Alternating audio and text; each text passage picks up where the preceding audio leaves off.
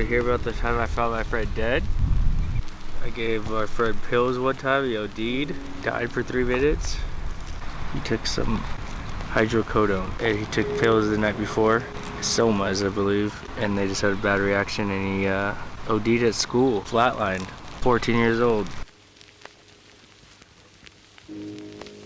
Going into high school, starting off the summer before, I was playing football, but I was also doing drugs with an old girlfriend. Meth got involved.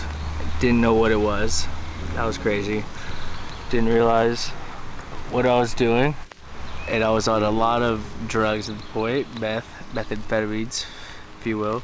I OD'd playing football, and that's where my drug story begins with high school. So that happened. Stayed away from shit for a while. Stopped smoking weed, stopped drinking, because we're 13. It was already going. It was going hard. But coming into first semester of high school, my friends and I got into pills heavy. There was one time we were at a skating rink, and we're all fucked up on these things called somas. It's like a pharmaceutical nightmare. We're crawling to each other, walking around the ring. There's parents around with like 8-year-olds and disgusting savages we were. Inhibitions to the wind is what somas and alcohol do. So it was pretty much like an orgy between like 4 girls and 3 guys when we were 13 years old. Bad. We're already on drugs. We're doing that every other weekend, but we're still maintaining school. And we're at school, and I gave my friend some hydrocodone pills. It's a cough suppressant. My mom had it, and I took some the night before. I got a little goofy and I didn't think anything of it, so I gave it to my friend the day after at school. I'm in class, I think it was English. They pulled me out of class and they're like, you gotta come with me. So I knew something was going on. I had drugs on me, and they told me my friend OD'd. He OD'd in class. Paramedics were on their way, but the teacher is doing CPR on him at the moment. They need to know if he'd taken anything. And at first I lied. And they were like, your friend's gonna die if we don't know what he's taking. So I had to go back into my class, pull the bottle of pills out of my bag and hand it over to the police. Freaking out because my friend has just OD'd, and he flatlined for 3 minutes. 3 minutes. Paramedics got there and they used the paddles on him like 3 times. And they say after the first time it's 20% chance that you'll come back after it. And he did. They got him breathing and they took him to the hospital, and he was still out unconscious. And they took me into the hospital because I took the pills as well. I told them I took the pills as well, so they took me in. I'm laying in the hospital bed. I'm 13 years old, and the cops come in, 2 cops, and they're like, your friend has just woken up. That's what we came in here to say. And he's blind, and it's going to be dependent on the mom if she wants to press full charges on you, but you're going to be under arrest today for distributing drugs.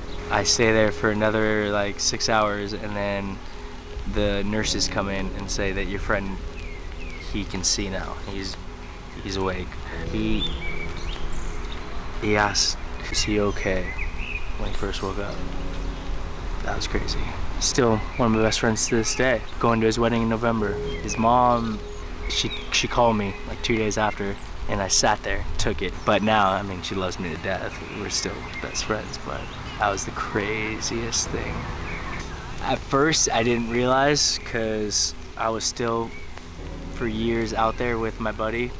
But reflecting back, at the time, I was completely like in misery for years. After that, and like other stupid decisions that I made, because at that time you don't really care where it's gonna lead, but then you get older and you're like, oh my god, these decisions add up. It came to a point where it was every decision that I made, even to the minute detail, it led me to where I am now.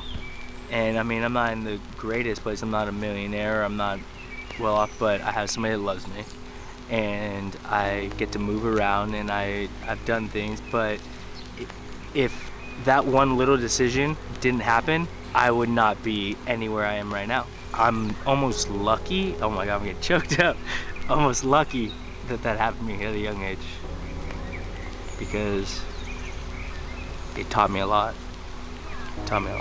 after years of dealing with it, there is some grace that comes from it, and there's a lesson in everything.